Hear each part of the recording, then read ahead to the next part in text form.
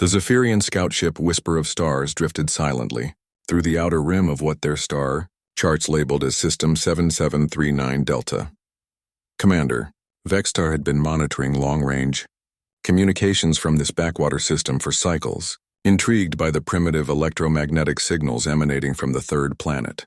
The species there had only recently achieved faster-than-light communication, making them barely worthy of Galactic Council attention.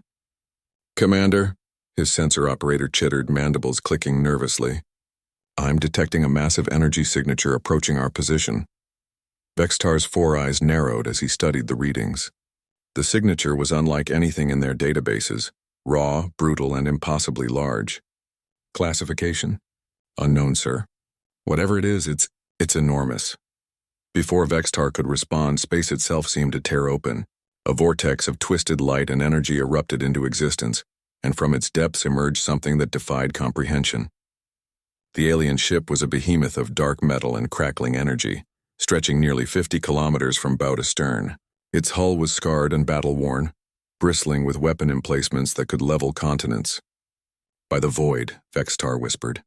What manner of vessel is that?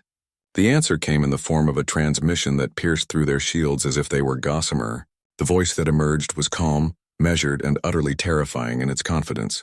Unknown vessel, this is Captain Adam Chen of the Terran Defense Force Titan-class warship Leviathan. You are in violation of human territorial space. State your intentions or prepare to be escorted out. Aboard the Leviathan, Captain Adam Chen stood on the bridge, his steely gaze fixed on the small alien vessel that had been detected at the system's edge. At 28, he was young for a Titan-class captain, but his tactical brilliance and unwavering resolve had earned him command of humanity's most powerful warship. Kinza, what's our analysis of their vessel? He asked, turning to his chief science officer. Lieutenant Commander Kinza Malik looked up from her console, her dark eyes reflecting the glow of multiple holographic displays. It's definitely a scout ship, Captain. Their technology is sophisticated, more advanced than ours in some ways, but their ship is tiny compared to us. I don't think they were expecting to encounter anything like the Leviathan. Adam nodded. The Leviathan was humanity's crown jewel, a product of desperate innovation during the colony wars. When humanity had faced extinction from the rogue AI collective, they had built ships not for exploration or diplomacy, but for absolute dominance. The Titan-class vessels were monuments to human engineering and determination. They're responding, sir, reported Communications Officer Torres. The alien's voice crackled through the bridge speakers, translated by their universal communication protocols. This is Commander Vextar of the Zephyrian Exploration Corps. We were unaware this system was claimed. We detected primitive signals and assumed... Primitive? Adam's voice carried a dangerous edge. Lieutenant Malik, please enlighten our guests about what they're facing. Kinza smiled grimly as she activated the external display systems. The Leviathan's hull began to glow, revealing its true scale. Weapon batteries that could crack moons rotated into position.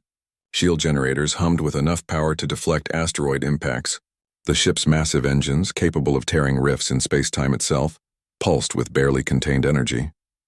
Commander Vextar, Adam continued, you are looking at the pinnacle of human military engineering. The TDF Leviathan carries enough firepower to sterilize a planet's surface in minutes. Our shields can withstand direct hits from stellar-class weapons. We are not primitive. On the Zephyrian scout ship, absolute silence reigned. Every crew member stared at their displays in shock. The energy readings were impossible. No species they knew could generate such power. The weapon signatures alone suggested technology centuries beyond even the most advanced Galactic Council races. Commander, the sensor operator's voice was barely a whisper. Their ship, its reading as a Class Thuthene threat level. Vextar's blood turned cold. The highest classification in their system was Class A8, reserved for planet killers. Whatever these humans had built transcended their understanding of warfare. Open a channel, he commanded, his voice shaking. All frequencies. Adam watched as the alien ship's communication array lit up like a beacon. They weren't just contacting the Leviathan. They were broadcasting to the entire galaxy. Captain, Kinza reported, they're sending our encounter data to what appears to be a vast communication network. This information is going to reach hundreds of star systems. Let it, Adam replied calmly. It's time the galaxy knew what humanity is capable of. The alien commander's voice returned, now filled with what could only be described as awe. Captain Chen, we humbly request permission to withdraw. The Zephyrian Exploration Corps will immediately update our star charts to reflect human sovereignty over this system. We had no idea your species had achieved such technological advancement. See that you do, Adam responded. And Commander Vextar, when you make your report, make sure the galaxy understands this. Humanity doesn't build ships to explore the stars. We build them to defend what's ours. Anyone who threatens human colonies or citizens will face the full might of the Terran Defense Force. As the alien scout ship turned and fled at maximum velocity, Kinza approached Adam's command chair. Sir, do you think we might have been a bit intimidating?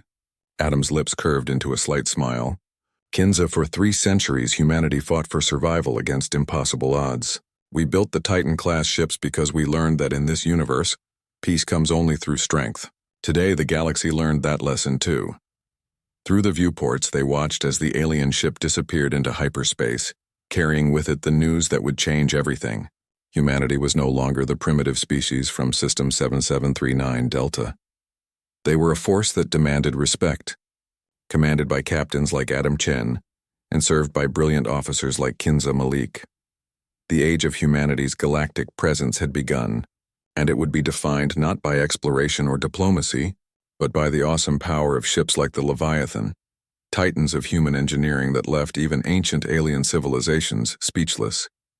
In the depths of space, the Leviathan turned toward home, its mission complete. Behind it, the galaxy buzzed with unprecedented activity as the news spread. Humanity had arrived, and they were not to be underestimated.